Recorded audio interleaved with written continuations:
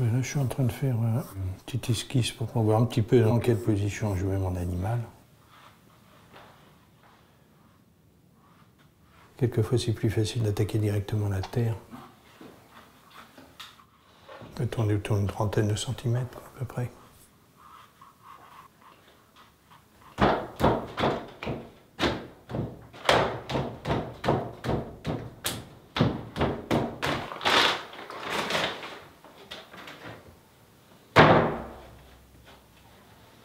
Peut-être que c'est le fait d'être à Paris. Et je pense que c'est un jour où mes parents avaient dû m'emmener aux eaux de Vincennes.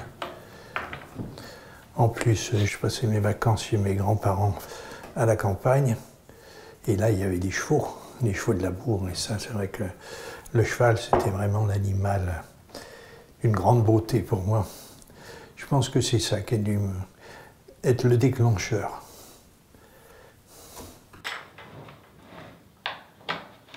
Faire des animaux, représenter cette espèce de vie, c'était me faire jouer. Et puis ça m'est resté.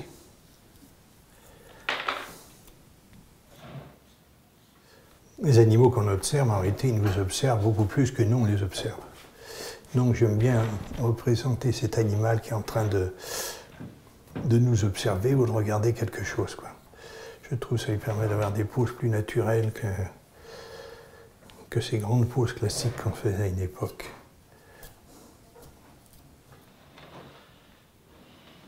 Pour faire de la sculpture animalière, il faut être sculpteur et puis il faut être animalier.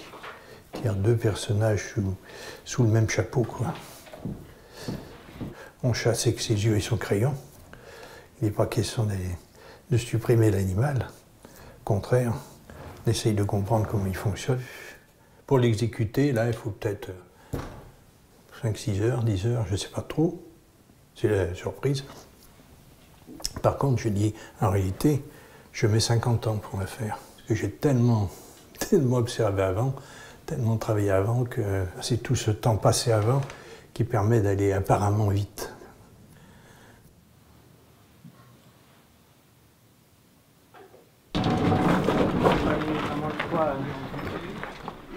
Le meilleur endroit là. Oui, mais ça, tu as droit à une charge de 500 kg, même si un porte-à-faux, ça devrait.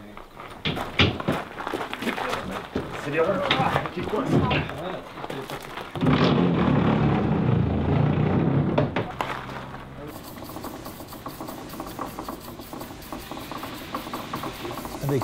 Avec la brosse, on y arrive un peu.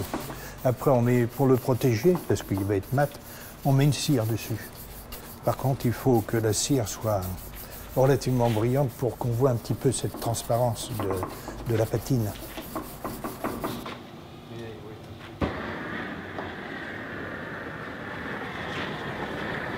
Mais c'est vrai que c'est quelquefois plus facile quand tu mets ta cire et puis que tu frottes aussitôt. Ah oui, là je l'ai pas fait.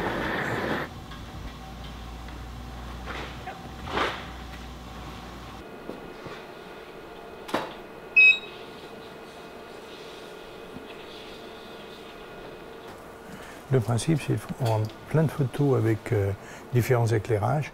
Donc on additionne le tout, ce qui permet d'avoir un éclairage idéal là-dessus.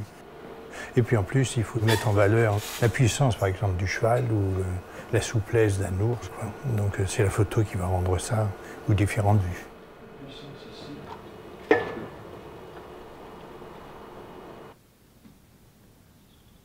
Quand j'étais aux Beaux-Arts en première année, il y a un prof qui nous disait, surtout quand vous créerez, soyez toujours sincère avec vous-même.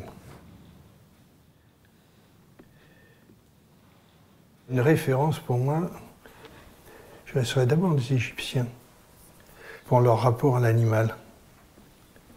En sculpture, la représentation animale était souvent assez simplifiée. Et puis surtout, c'était des dieux. Alors que chez nous, l'animal est un objet de contemplation.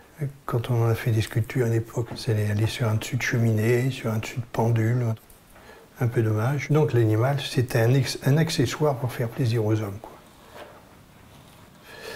Moi, comme je suis un mammifère, j'aurais pu naître sous la forme d'une plante. Là.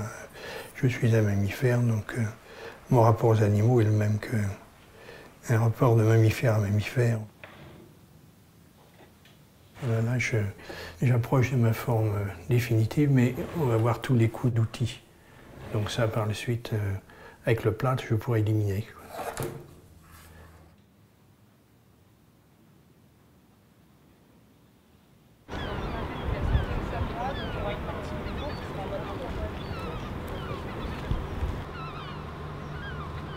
Bon, là, aujourd'hui, on est venu un petit peu vérifier l'état de santé de cet animal qui n'était pas prévu pour être aussi longtemps en bord de mer, donc on ne savait pas comment allait réagir le vernis sur la matière qui est là.